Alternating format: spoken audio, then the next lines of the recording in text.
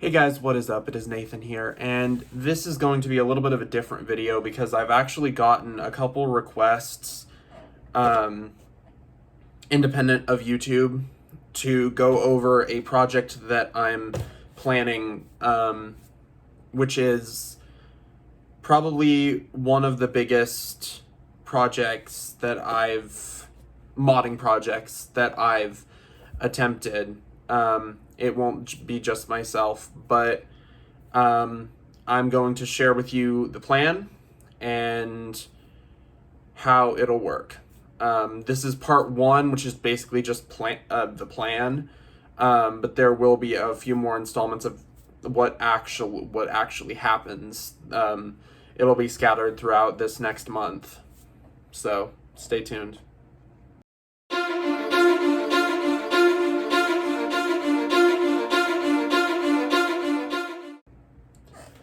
So, my plan, if most of you don't know, but for those of you who do, I really like the Stampede.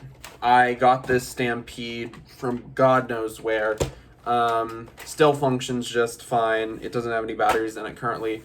I had to buy a new battery tray because the other one that I had in it was corroded and it was not pleasant. So I got a new battery tray from eBay, and it works just fine. The blaster itself works just fine. And there are two blasters going in, well, two or three. But for sure, there are two blasters going into this. One is, of course, the Stampede, and the other one is the Mega Magnus.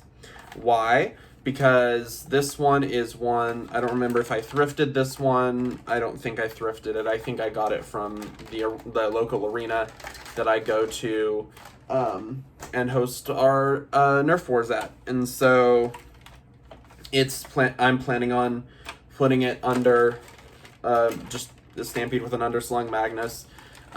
Similar to Captain Xavier's Hildir. I mentioned in in my top 5 favorite blasters that Hildir, it's nothing special, but it's a very practical design, and that's what I'm planning on emulating with my Stampede Magnus hybrid. So that's my plan, and I like the Stampede. It would work just fine without a master key, but I'm building this for HVZ, so I want to have the mega functionality.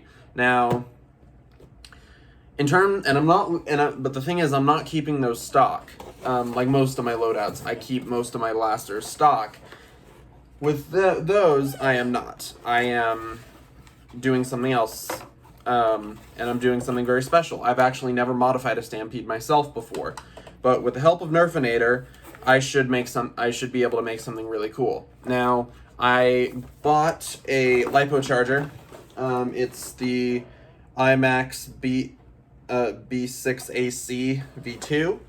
Got it from Amazon because Out of Darts stopped selling it. It was just a temporary thing, I think, according to him. And then the mod parts I actually did all get from Out of Darts, including a LiPo. Now, for those of you who know me in real life, or at least know my past channels or my past videos, I don't use LiPos all that much. In fact, I haven't used them for quite a long time. But now I have blasters that I want to get working, and because I have a Raven that I'm working on, and I have a Strife that I'm working on, and then of course my Stampede. The only way I can use the mod parts that I'm gonna show is if I run it on a LiPo. So this is a 2S 2200 milliamp hour LiPo, and this also fits in a pouch on my gear quite well, so I can carry an extra one if necessary. I labeled these beforehand, but this is a 9 kilogram Stampede spring. Actually works for multiple blasters. So that's the normal spring, and then I got the upgraded return spring for the Stampede. I got a large amount of 18 gauge wire for it. Might not look like much, but there's a lot there. And then these are just the bits and bobs that I'm using. The switches, I can't remember if it's just if it's just a one switch setup or if it's a two switch. So if it's a one switch, I'm going to use this Omron switch because it's very nice. It's more high quality, but if it's a two switch setup, I can use the two 21 amp knockoff Omrons because they're all 21 amp. They all worked fine. And I mean, the knockoff ones are clicky too. And then I got some pre-soldered XT60 leads. Now, I actually do not remember if I'm going to need these because I also got just individual ones. Because why am I putting them over here? Because I actually forgot I ordered the individual ones, and I thought, hey, pre-soldered. But I'll try and use the pre-soldered ones because I want to save these for my Strife or my other build that I want to work on very soon. That it involves a Rhino fire. That's all I'll say about that. And then I got the LiPo alarm that makes a ton of noise. The one with the voltmeter, the voltage alarm. And then I got a battery indicator. The reason I got the battery indicator is because since I have this, which shows the voltage, I don't really care much about having a voltmeter on the externals of the blaster. But in terms of a battery indicator, if I'm only carrying one of these, it'll be more useful. And I've had these on multiple builds in the past. I had one on one of my Strifes. Trying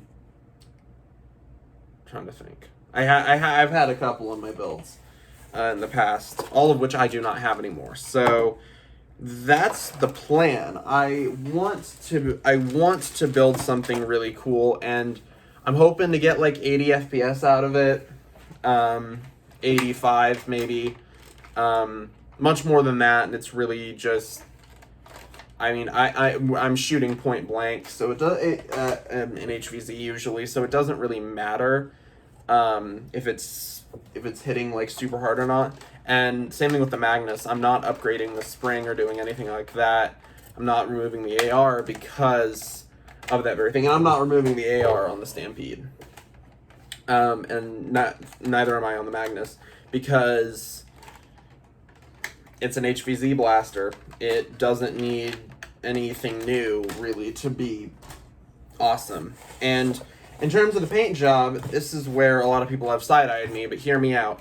So what I'm planning on doing is lightly sanding down everything, keeping the Nerf logo and keeping a lot of the logos. I'm trying to get rid of this damn warning text, but I want to keep the general logos of the Stampede.